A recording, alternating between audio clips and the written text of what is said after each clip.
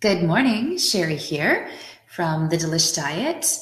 And in today's live stream, we're going to be talking about the third key to successful weight loss, which is to make sure that the program that you're embarking upon is pleasurable. So before I get started, I'm just going to check here on the feed and share this video so that more people can get access to this information. And I invite you to do the same. If you're watching the replay, welcome. And please share this video and actually the entire series. If you, being at this page, the Delish Diet page, if you click on videos, you can see the past videos that I just did this week. And the first video is basically all of the keys to success with weight loss. And then for the remainder of this week, I've been going individually into each one of them. So today we're on key 3. So let me just give this a share. And of course, at any time, you're welcome to make any comments, ask any questions. And even if you're watching a replay, feel free to do that because I can come back to the feed and answer any questions you have. If I find that it's, quite a long question that requires more than just, a couple sentences answer, then I'll just use it as a upcoming topic for this Delish daily show, which I'm doing here Monday to Friday at the Delish Diet Facebook page. And let's see here, move this to my personal page. Oh, not a friend's page. Oh, goodness. Just a general share, that will work. And 2 more.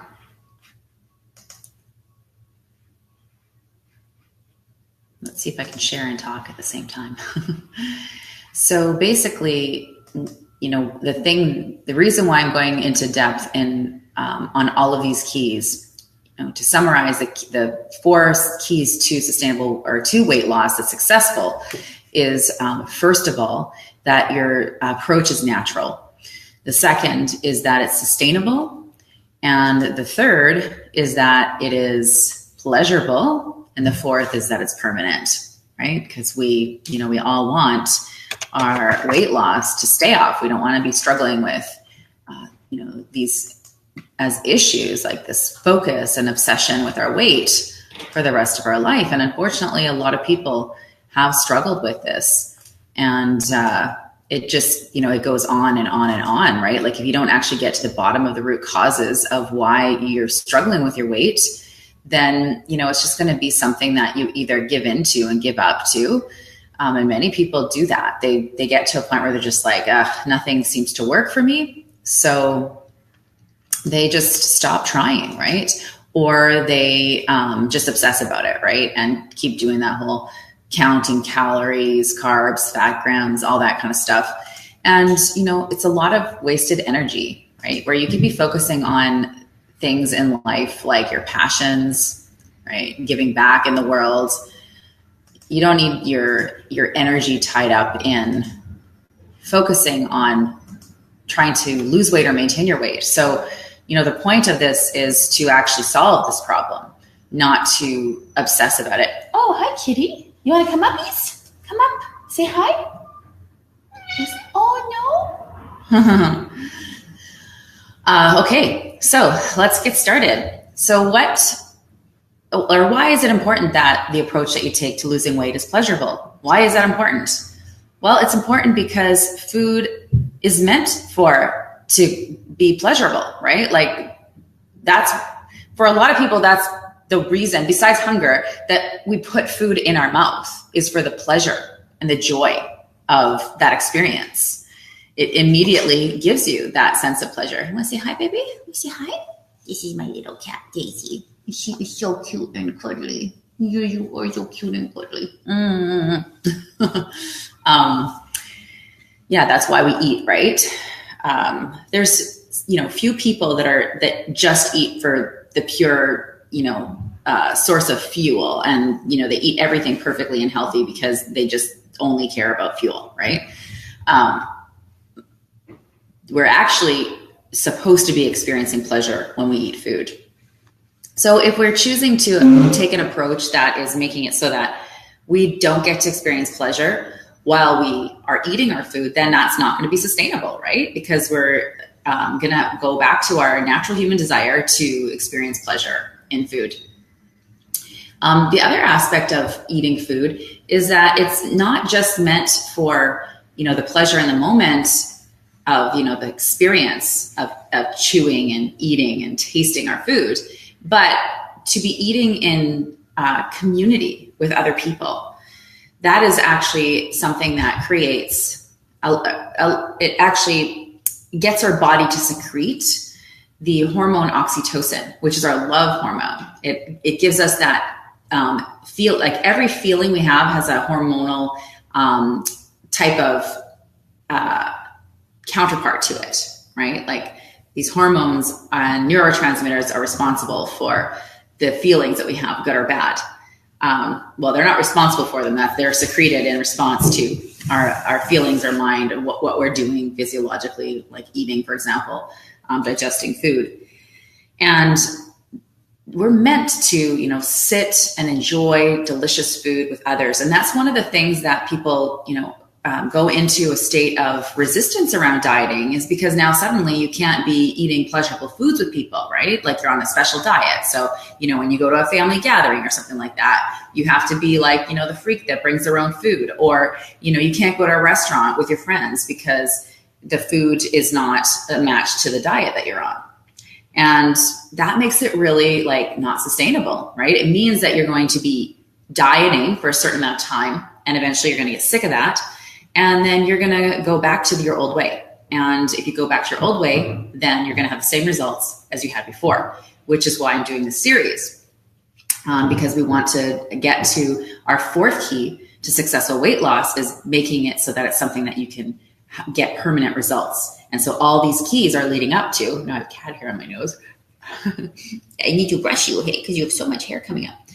We want to get to the point that we are able to have discovered an approach that'll work for us long-term, so that we can maintain our results long-term and have the results without having to obsess about food, right? Just enjoy it the way it was meant to be enjoyed, to be pleasurable. Okay. So I'm going to see if I can, suddenly it looks really dark on screen here. Let's see if I can move this. There we go. That's a little better. I don't know if that made much of a difference. I've got a light directly on my head practically, but let's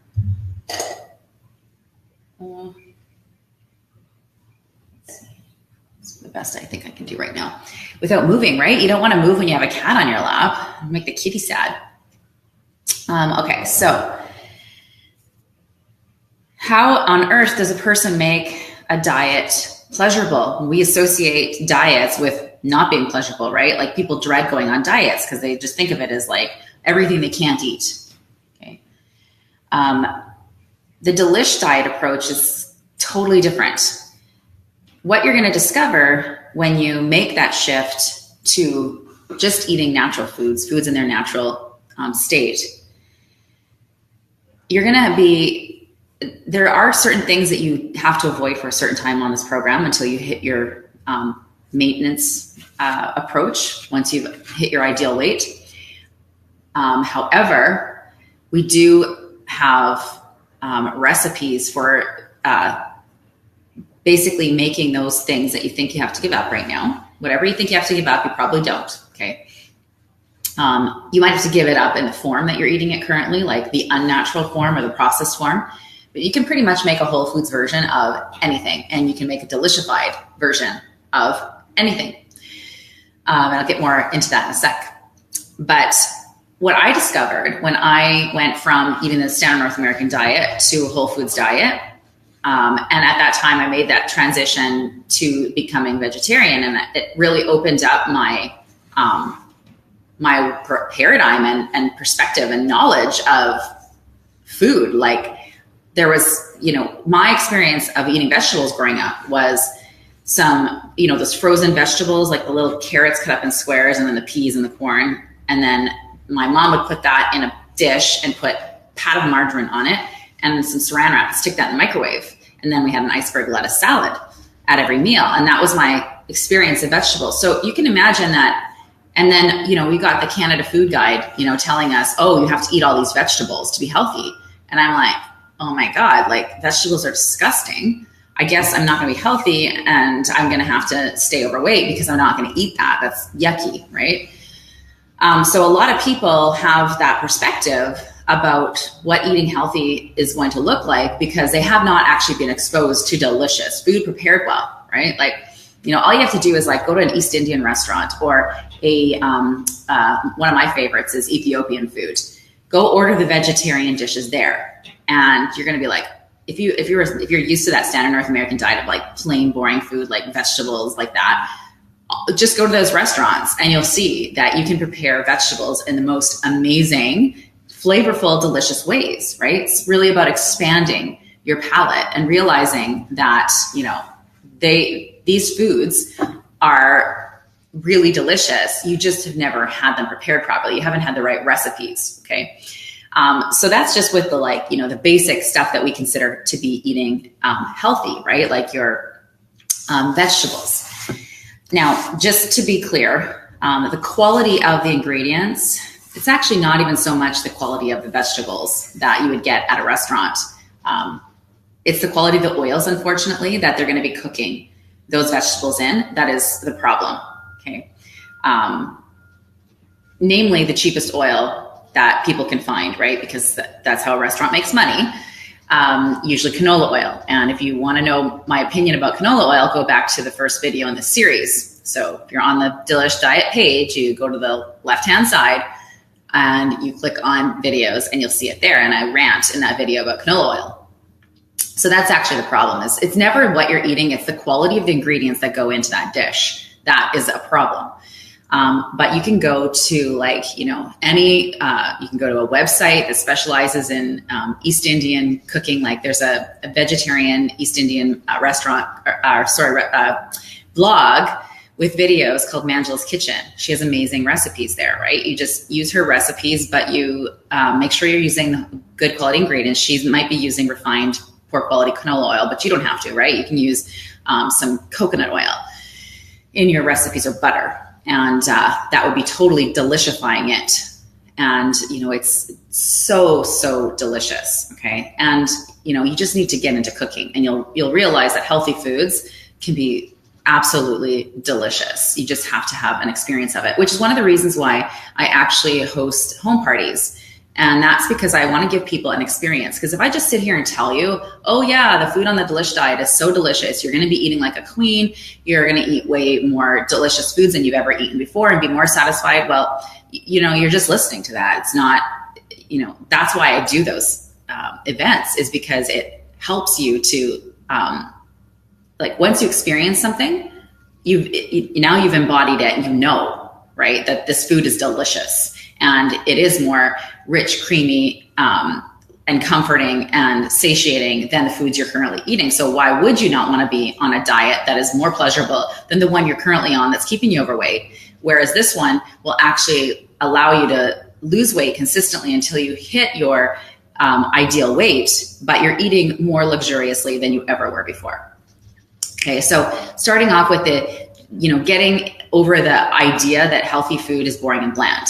It's totally not. You just need the right recipes. And of course, I have all of that in my program. So if you join the e-course or come to a group coaching program or work with me privately, you're going to find that out from the experience of working together and with all the recipes that we have.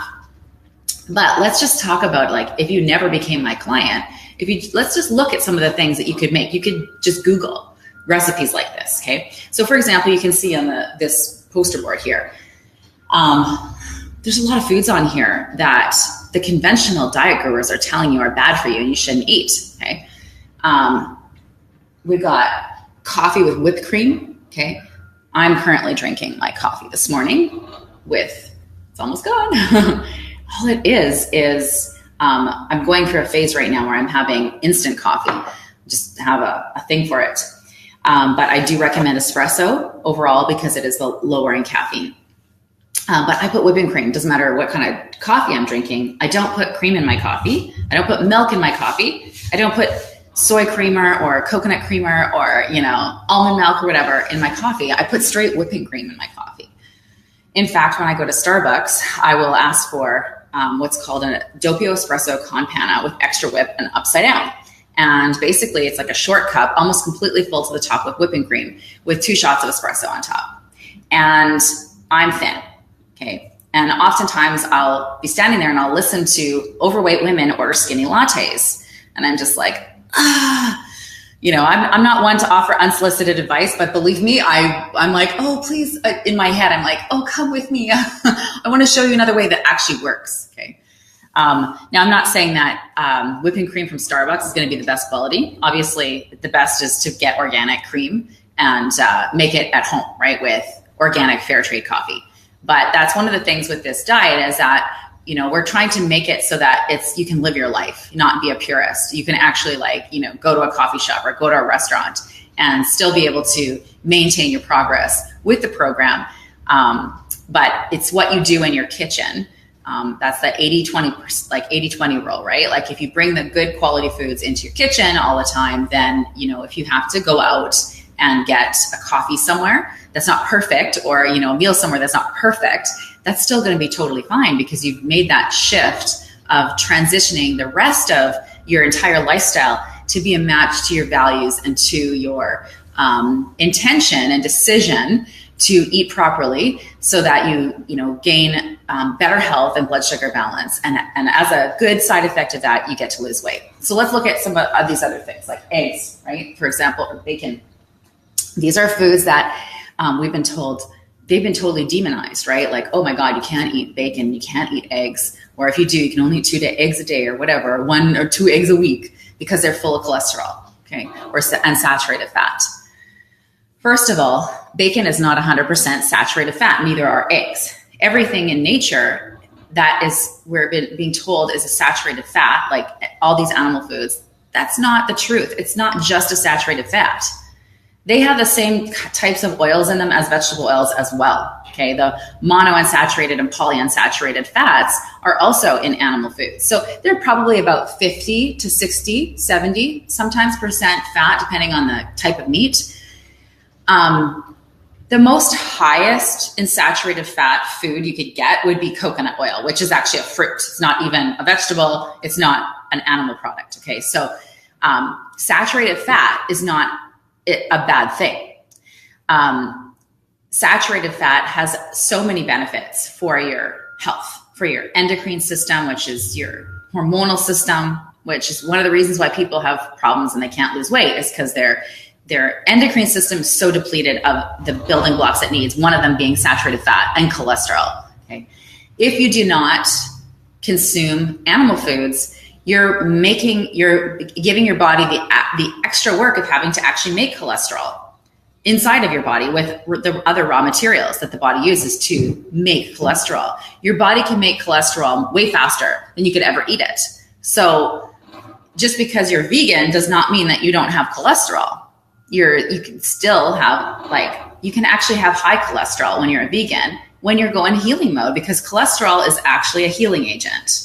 So a lot of people, when they just go on any kind of therapeutic or healing diet, even a vegan diet, and they start to heal themselves because they've gone from the standard North American diet to a whole foods diet, their cholesterol goes up for a time, right? While their body's in healing mode.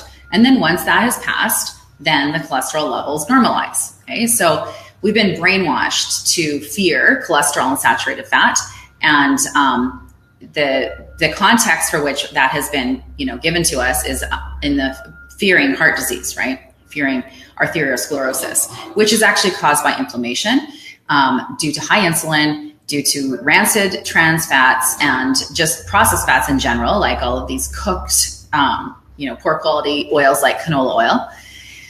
Those are generating free radicals, causing damage to our arteries, causing them to be inflamed, causing cholesterol to be laid down to try to keep them from splitting open.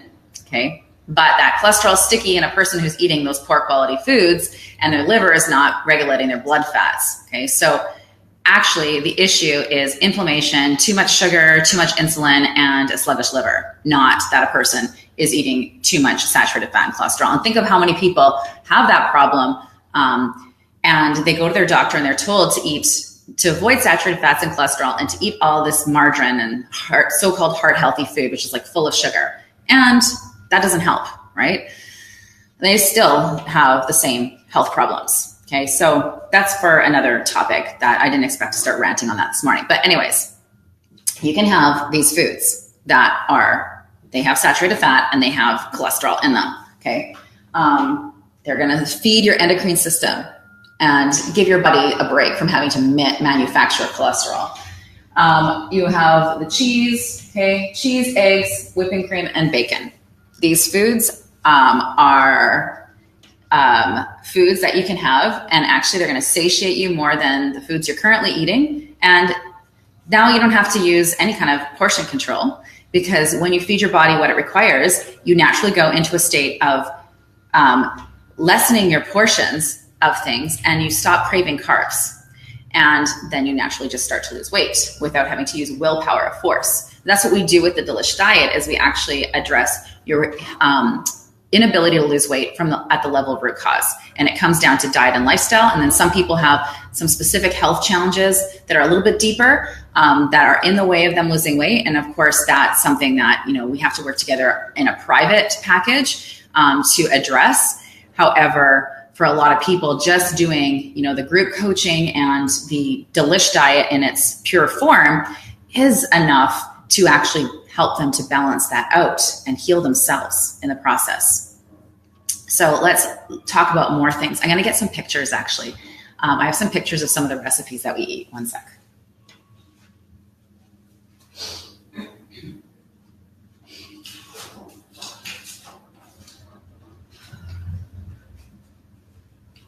Okay, so hopefully I'm going to be able to show these to you. Okay, so any diet that you could think of that would help you lose weight is going to be low fat, restricting calories, all this garbage. You're going to be totally not satiated. You're going to be feeling deprived, and you are not going to be able to stay on it for very long. So that is not an approach that is going to be sustainable, and definitely your results won't be permanent. But with this program, the foods that we eat are all pleasurable, and they are stuff that you'll want to continue to eat, and you won't feel deprived, and you'll feel like you're eating like a queen and more luxuriously than you ever have. So let's look at some of the things that you typically would not be able to have on a diet.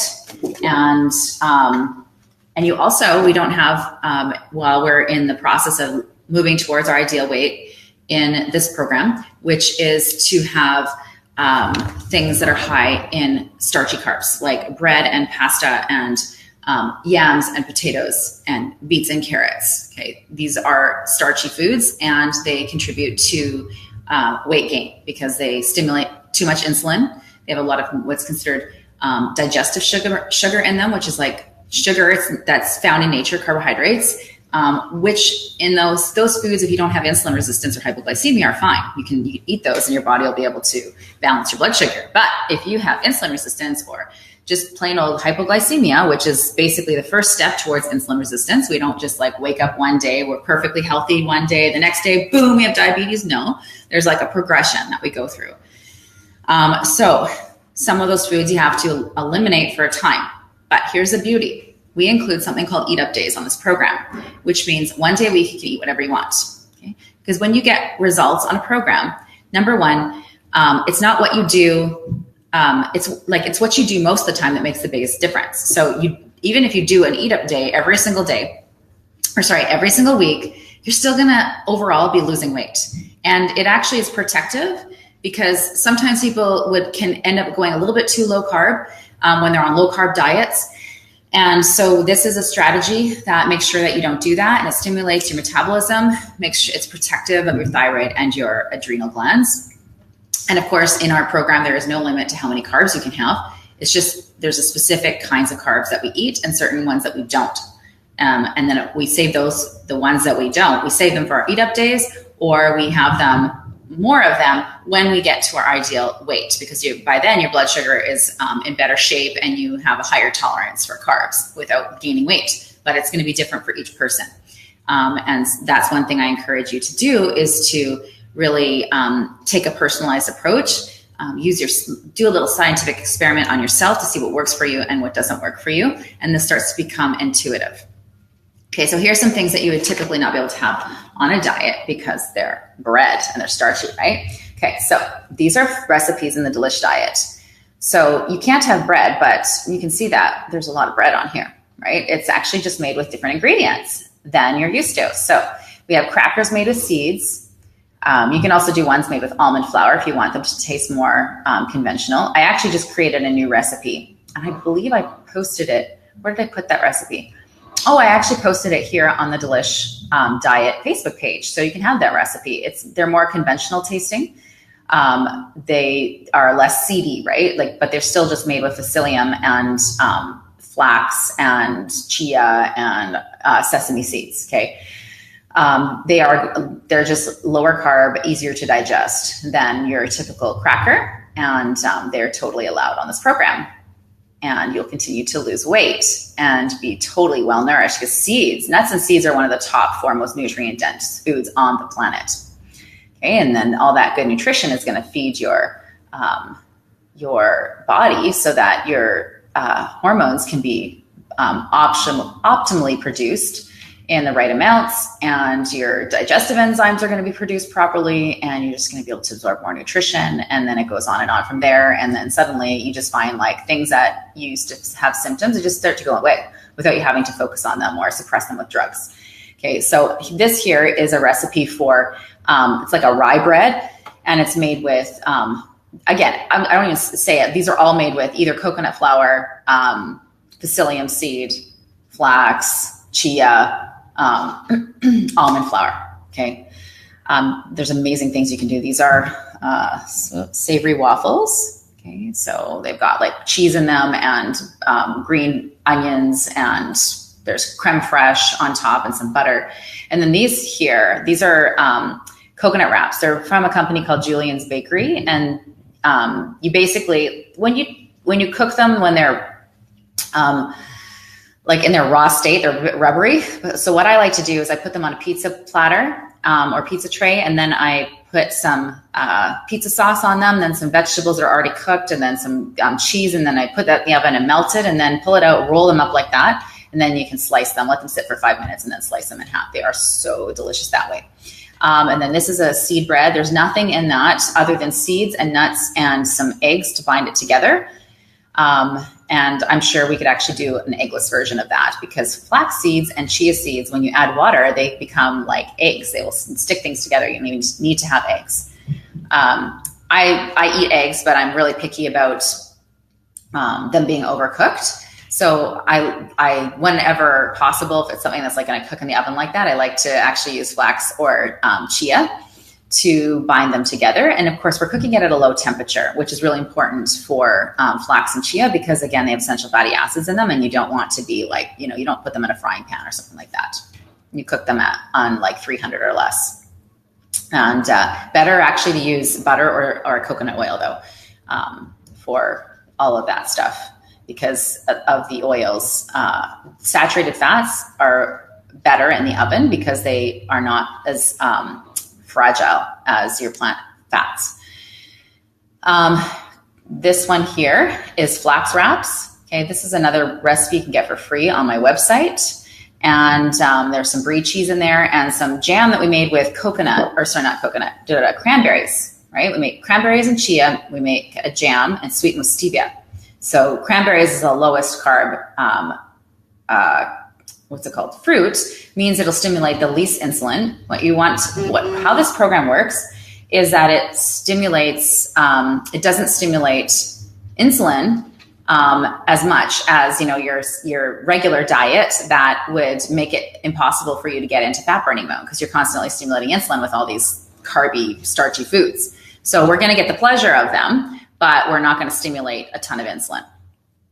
So anyways, that is, if you want to learn more about that, in detail. I have a webinar, and I'm going to post it at the bottom of this when I'm done here, and you can watch that webinar, and I'll explain all of that stuff in more detail. And then we've got some bagels you can see at the side there, right here. So everything that you think you can't have on a diet, we have figured out for you so that you don't have to, feel like you're deprived from anything. So you can maintain it for as long as you need to get to your results. And then you have more leeway. But of course, we're always going to stay on a whole foods diet, a natural foods diet, if you want to maintain your results. You go back to the way it's standard North American diet, then you can just forget it. You're going to, for sure, reverse all of the health,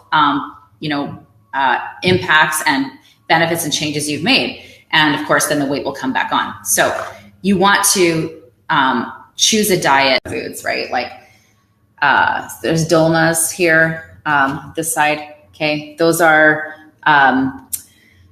if you're familiar with those, they usually have rice in them. We have a cauliflower rice recipe version of it. This one's a little bit hard to see here. But that is like your salsa and chips. Okay, but the chips are made with Parmesan cheese. Okay, 1 cup of corn has 25 teaspoons of natural digestive sugar. Okay, so if you're eating corn chips, that's going to be a real issue with it's going to be like it's going to be pretty much impossible for you to lose weight eating corn chips. There is this one here. This is a cheese for tacos. It's like actually cheese that's been made into taco shells.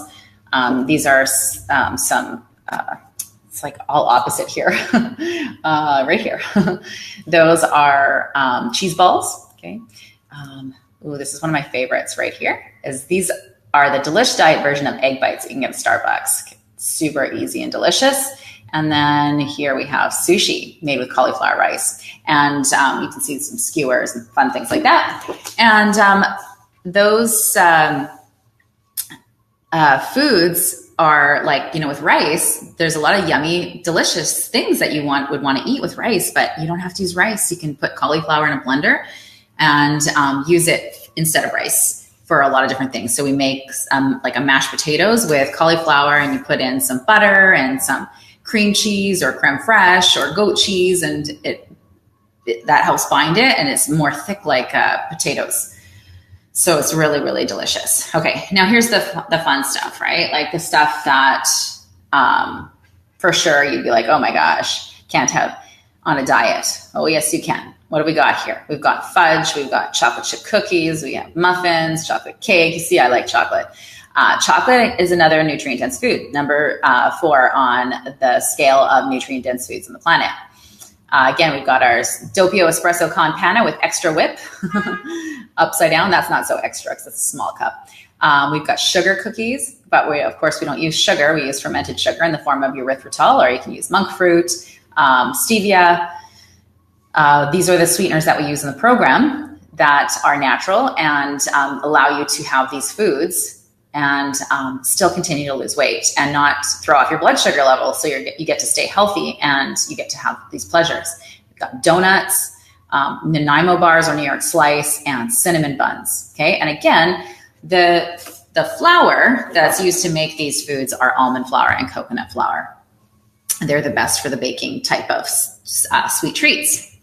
So not only is that exciting because you can actually eat like that while you're losing weight, but you're going to learn a whole new way of cooking that you're going to set your kitchen up the Delish way. And then you forevermore are not going to struggle with this anymore because you're going to make this transition in your kitchen from what the ingredients that you currently have to the ingredients that I share with you in full detail in the program. And then you will be able to eat like this forever and stop focusing on your weight because you've created this pleasurable pantry that has all these yummy treats in it. So when you're at home, you're always going to be doing the things that are right for your body and still enjoying the pleasure of delicious food and not having to think about it anymore. Okay. If you have stuff in your kitchen that is not Delish friendly, you're going to have to use willpower. Willpower runs out and you're basically guaranteed to not succeed. Okay. So it's about really deciding and committing. Once you've decided, then you are willing to change the environment of your kitchen, right? It's like the environment it's going to make or break you, right? So you have to change up that kitchen. We call it revamping your kitchen. Okay, you're going to delishify it. Then you don't have to struggle with it anymore, because the foods that would normally, cause you to have to use willpower not to eat them will not even be in there. You will not put them in your grocery cart. Okay. But you're not missing out on anything, obviously, as you can see, because you can have everything you want. Also in the program, we do take recommendations and suggestions for things that you want to be delishified, right? That's a fun challenge for me. So for those of you who are interested in learning more, you can message me here on Facebook, and we can get on the phone and have a chat and talk about which type of program is best for you, whether you're a do-it-yourselfer, or you want something done with you, or you want the full meal deal done for you. I come to your house, get in your kitchen, and make this a reality in a day. All right, so thank you so much for watching, and I will see you in the next video, which I'm writing here tomorrow at 8 a.m. We are going to be talking about the fourth key to successful weight loss is making it permanent. All right, see you then. Bye for now.